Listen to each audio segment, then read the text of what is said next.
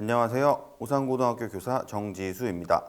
앞선 차시에서 에너지 불균형에 대해 학습한 후 이에 대한 대응 방법을 고민해 볼 수 있는 수업을 설계하였습니다. 수업을 통해 학생들은 에너지의 중요성을 이해하고 에너지 불균형 문제를 인식하여 이를 해결하기 위한 아이디어를 생각해 볼 수 있었습니다. 그러면 이번 시간에는 에너지 불균형 문제를 해소하기 위한 실천 방안을 모색하기 위해 에너지의 종류와 특징을 학습하고 에너지 자립마을 사례를 통해 실질적 적용 가능성을 탐구합니다. 이러한 활동을 통해 학생들은 에너지원의 불균형을 해결하고 지속 가능한 에너지 사용 방안을 구체적으로 고민해 볼 수 있습니다.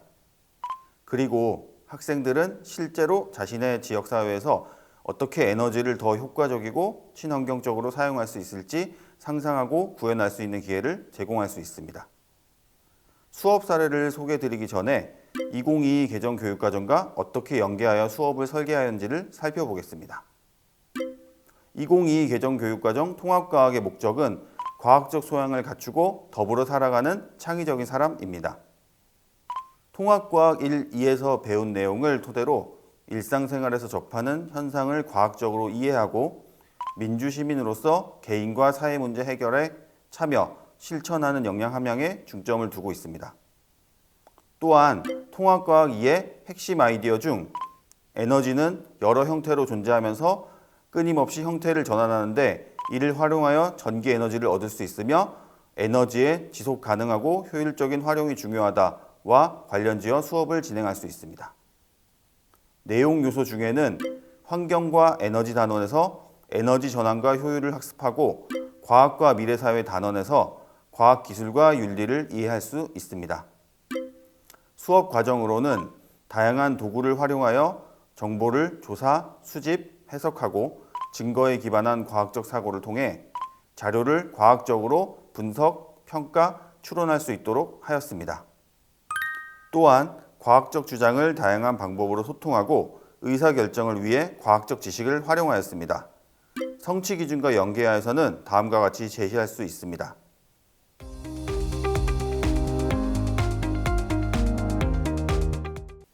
이처럼 이번 에너지 교육 사례는 통합과학과 연계하여 수업 활동으로 구상할 수 있으며 혹은 학기 말 수업령 유연화 주간 같은 활동에도 활용할 수 있을 것입니다.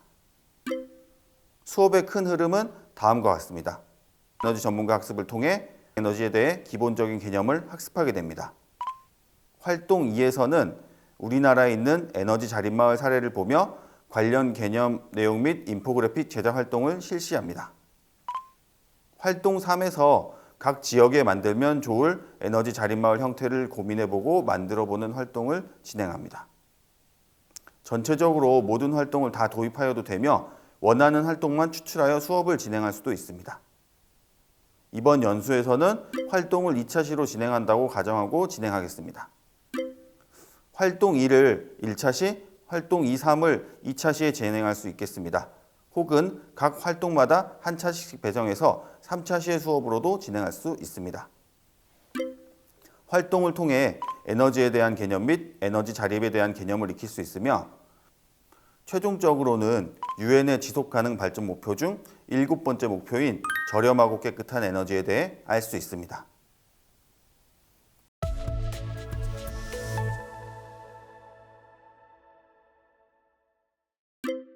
이번 수업의 학습 목표는 에너지를 이해하고 에너지 문제를 해소하기 위한 방안을 모색한다입니다. 먼저 수업의 동기를 유발하기 위해 에너지 불균형 지도를 통해 각 지역의 전력 현황과 자립률에 대해 고민해 볼 수 있습니다.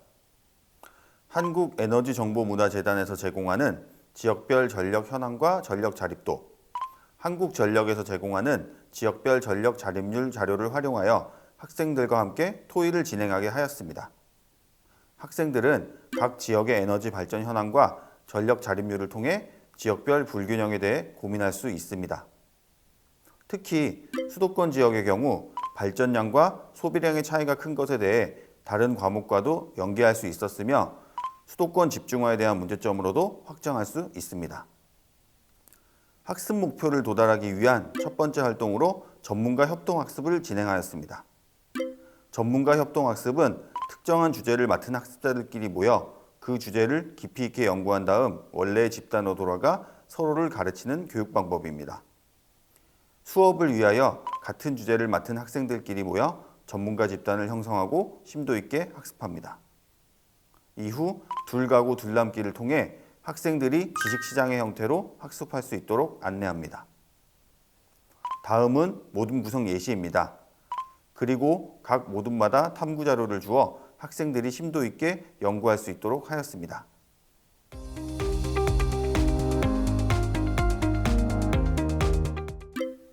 이외에 추가적으로 수력에너지, 지열에너지, 바이오에너지, 해수온도차 발전 등에 대해서도 탐구가 가능합니다. 친환경 에너지의 관점에서 우리나라에서도 높은 발전 비율을 차지하는 원자력 발전도 모둠의 주제로 추가할 수 있을 것입니다. 친환경인가 아닌가에 대한 논쟁이 있지만 최근 발생하였던 우크라이나 러시아 전쟁으로 인한 화석 연료 공급의 불안전성 및 낮은 온실가스의 배출로 다시 주목을 받고 있습니다. 우리나라뿐만 아니라 몇몇 나라들에서 관련 정책이 바뀌는 사례들이 있어 에너지 안보 문제와 더불어 학생들에게는 흥미있는 주제일 수 있을 것입니다. 자료조사는 도서나 인터넷 등으로 검색할 수 있으며 대표적으로는 한국에너지정보문화재단 사이트에 있는 에너지와 관련된 많은 콘텐츠들이 있습니다. 카드뉴스 형태로 많이 제작되어 있고 정부 기관에서 만든 자료로 자료의 신뢰도도 높을 것입니다. 추가적으로 최근에 많이 사용하는 생성형 인공지능 중 출처가 표시되는 코파일럿, 퍼플렉시티, 챗 GPT 유료 버전 등을 활용하면 전문가 수준의 탐구를 할 수 있을 것으로 생각됩니다. 다만 인공지능 서비스의 경우 제한 연령이 있기 때문에 학교급에 따라 잘 확인하는 것이 중요합니다. 각 모둠에서 자료조사 및 공통자료를 만들어 전문가 학습을 한 다음 두 학생을 다른 모둠으로 이동, 두 학생은 본인 모둠에 남아 학습을 진행합니다. 활동 2에서는 우리나라와 전 세계의 에너지의 자립마을에 대해 알아보는 탐구 시간입니다. 활동 2를 종료한 후 원래의 모둠으로 돌아가서 진행을 해도 괜찮고 활동 2를 마무리했던 단계에서 모였던 모둠에서 진행해도 좋습니다. 우선 에너지 자립마을의 개념부터 이해합니다. 에너지 자립마을이란 에너지 절약, 에너지 이용의 효율화 등을 통해 에너지 자립 기반을 조성하는 주민 주도형 마을 단위 사업입니다. 에너지 자립을 달성하기 위한 방법은 고단열 건축자재 사용, 주변 지형 활용과 방해에 맞는 건축, 열 교환 및 순환식 급배기 하향식 환기 시스템, 낮은 소비 전력 교체 및 저에너지 소비 습관화, 로컬 푸드 생산 및 건강한 먹거리 자가 생산이 있습니다. 개념을 이해하였다면 대표적인 사례들을 몇 가지 살펴보겠습니다. 독일의 펠트하임이 대표적인 사례입니다. 이곳은 130명이 거주하는 작은 농촌 마을이지만 에너지 자립을 실천한 대표적인 사례로 알려져 있습니다. 1995년 풍력 발전기 설치를 계기로 시작하였으며 현재는 풍력 발전, 태양광 발전, 바이오가스 플랜트, 바이오매스 난방 시설이 갖추었으며 리튬이온 배터리 저장소도 갖추었습니다. 자연에서 얻을 수 있는 바람, 태양 에너지 외에도 농촌 마을의 특성을 살려서 소와 돼지의 분뇨, 옥수수 등을 활용한 바이오가스를 구축한 것이 지역의 특성을 잘 살린 것 같습니다. 전체 전기 생산의 1%만 마을이 사용하고 99%는 외부에 수출하고 있어 마을의 수익에도 크게 기여하고 있으며 우수한 사례로 전 세계에 알려져 있어 마을의 사례를 보기 위한 관광 수입도 많습니다. 우리나라에서도 에너지 자립마을의 예를 살펴볼 수 있습니다. 우리나라의 대표적인 에너지 자립마을로는 제주도의 가파도가 있습니다. 국내 최초의 에너지 섬 자립 프로젝트로 2011년부터 진행되어 왔으며 태양광 발전과 풍력 발전을 통해 주민 220여 명, 120가구의 전력 수요 충당 신재생 에너지 비중을 최대 80%까지 상승했던 적이 있습니다. 이 외에도 서울시 노원구에도 에너지 제로 하우스라는 곳이 있습니다. 이지 하우스라는 이름으로 불리는 것으로 에너지 소비량을 100% 자체 공급할 수 있도록 설계되었습니다. 패시브 기술로 에너지 소비를 최대한 줄이고 태양광과 지열 시스템 등 액티브 기술로 열과 전기를 공급합니다. 2017년에 입주하여 2021년까지 연구 결과 91.2%의 자립률을 보였습니다. 지열 시스템 가동에 필요한 전력을 자체적으로 충당하도 남았으나 지열 에너지 생산 효율이 예상보다 낮게 나와 100% 자립은 달성하지 못했지만 이후 개선을 하기 위해 노력하고 있습니다. 사례를 살펴볼 때는 구글어스를 활용하면 학생들에게 더욱 효과적으로 수업할 수 있습니다. 먼저 구글어스를 들어갑니다. 서울에 있는 노원 에너지 제로 주택에 대해 먼저 알아보겠습니다. 검색창에 노원 에너지라고 검색하면 다음과 같은 결과를 얻을 수 있습니다.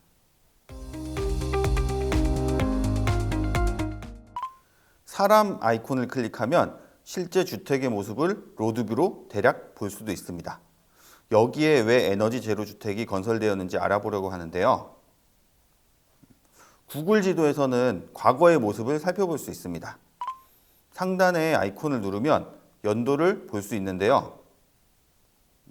노원 에너지 주택의 경우 17년도에 완공이 되었으므로 대략 10년도 초반 사진을 보면 어떤 시설이 있었는지 알 수 있습니다.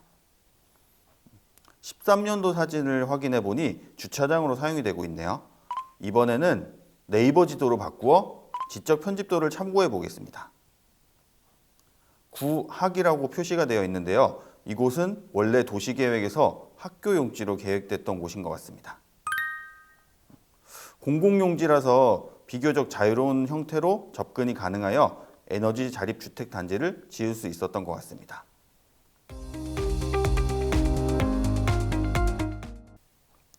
이처럼 건설할 지역이 부족한 서울이나 수도권의 경우 건설 지역이 부족하여 토지를 알아보는 것이 중요할 것 같습니다. 노원 에너지 제로 주택의 경우에도 공공주택으로 건설된 경우로 국가 소유의 토지를 이용한 사례입니다. 지역에 따라 학교 이전이나 군부대 이전, 용도로 사용되지 않는 토지들이 있을 수 있어 학생들과 함께 거주 지역의 적당한 위치를 선정하는 것도 좋은 활동일 것 같습니다. 이번에는 가파도의 사례를 보도록 하겠습니다. 가파도의 경우 제주도 남쪽에 있는 섬으로 지역적 특성상 바람이 강할 것으로 예상되네요. 구글어스로 살펴보아도 풍력 발전기가 2대 있는 것을 확인할 수 있습니다. 또한 태양광 발전 및 에너지 저장 장치를 활용하여 마을을 구축할 수도 있을 것 같습니다. 한울 원자력 발전소에서는 연간 국내 총 원자력 발전량 중 약 30%의 전기를 생산하여 공급함으로써 대한민국의 경제 발전과 안정적인 전력 공급에 기여하고 있습니다. 구글어스 타임랩스를 통해 원자력 발전소가 지어지는 것을 관찰할 수 있습니다. 이 외에도 충남 홍성군의 원천마을, 서울 동작구의 성대골, 부안 등용마을의 사례와 오스트리아 타텐도르프, 호주의 커럼빈 에코빌리지 같은 사례들이 있습니다. 각 지역의 사례와 특징들을 인포그래픽 자료로 만들어 학생들이 사례를 나눌 수 있습니다. 인포그래픽을 만들 때는 캔바와 미니캔버스, 감마 같은 도구들을 활용하면 인공지능의 도움을 받아 쉽게 제작할 수 있습니다. 캔바는 교육용 인증을 받으면 대부분의 기능을 무료로 사용할 수 있고 학생들을 초대하여 공유 문서로도 활용이 가능합니다. 캔바 검색창에 인포그래픽 또는 영어로 인포그래픽스라고 검색하면 인포그래픽 템플릿들을 쉽게 얻을 수 있습니다. 학생들에게 해당 내용을 안내 후 적절한 것을 응용할 수 있도록 하면 제작 시간을 줄이는데 효과적으로 활용할 수 있을 것입니다. 혹은 구글 슬라이드나 파워포인트를 활용할 때 지정된 샘플 양식을 배포하면 자료 제작을 효율적으로 할 수 있을 것입니다. 마지막 세 번째 활동은 우리 학교 주변의 에너지 자립마을 만들기입니다. 활동 2에서 탐구했던 사례들을 바탕으로 학생들이 수업받고 있는 혹은 거주하고 있는 지역에 적용할 수 있는 기술을 고민하고 가상으로 마을을 설계할 수 있습니다. 각 모둠은 가상의 마을을 선정하고 에너지 절약 계획, 에너지 효율화 방안, 주민 참여 및 교육 프로그램을 고려하여 설계할 수 있습니다. 설계 과정으로는 브레인스토밍, 아이디어 선별 및 구체화, 마을 지도 그리기, 설명 자료 작성하기로 진행되었습니다. 브레인스토밍 때는 각자의 아이디어를 포스트잇에 적어 공유합니다.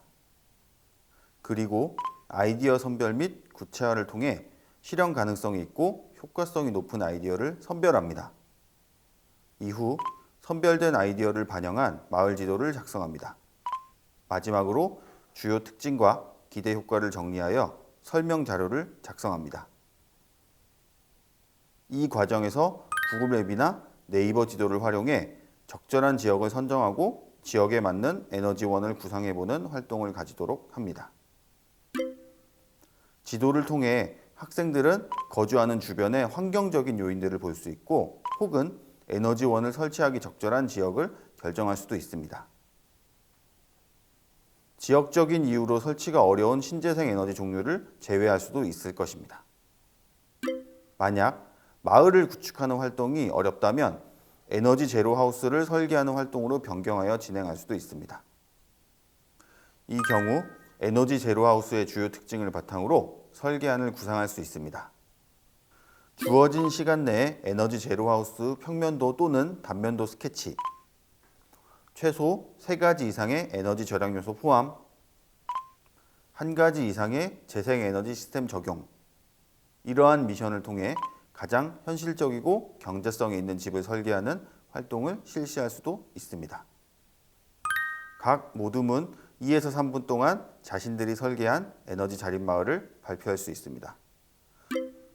발표 내용은 마을의 특징 및 선정 이유, 주요 에너지 절약 및 생산 방안, 예상되는 에너지 자립도, 주민 참여 방안으로 설정할 수 있습니다.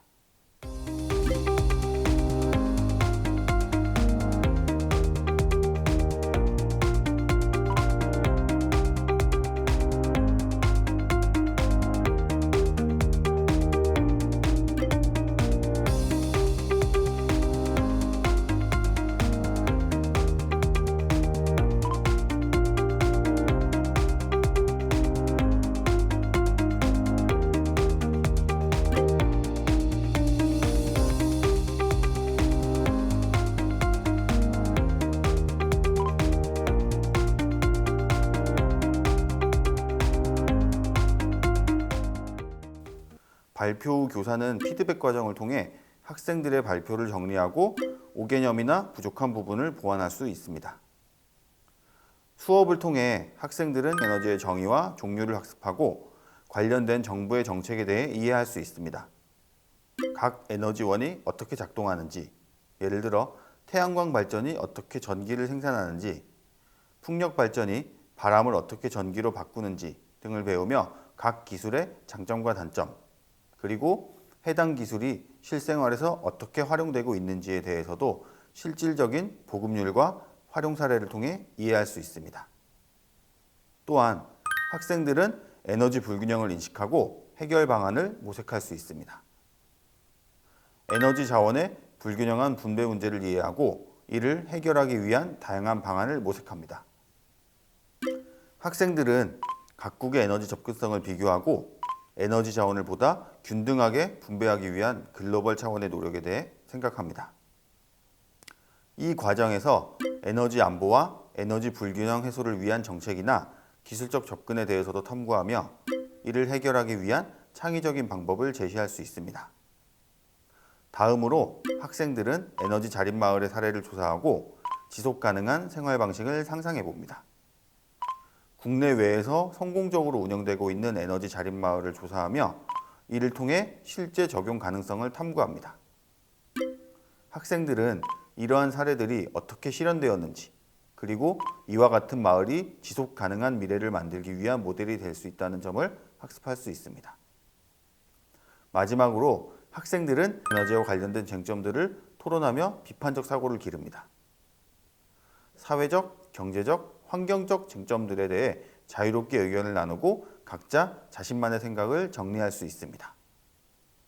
이 과정을 통해 학생들은 다양한 시각을 이해하고 관련된 문제에 대해 심도 있는 논의를 진행하면서 비판적 사고 능력을 키울 수 있습니다.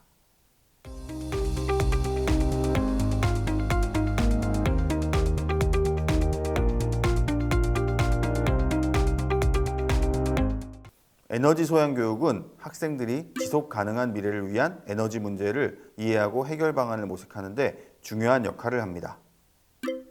교육을 통하여 학생들은 에너지 불균형 문제와 관련된 글로벌 시각을 함양하여 민주시민으로서의 책임감도 키울 수 있었습니다. 이번 연수를 통하여 학교 현장에서 에너지 소양 교육을 어떻게 실천하면 좋을지 아이디어를 얻으셨기를 바랍니다. 감사합니다.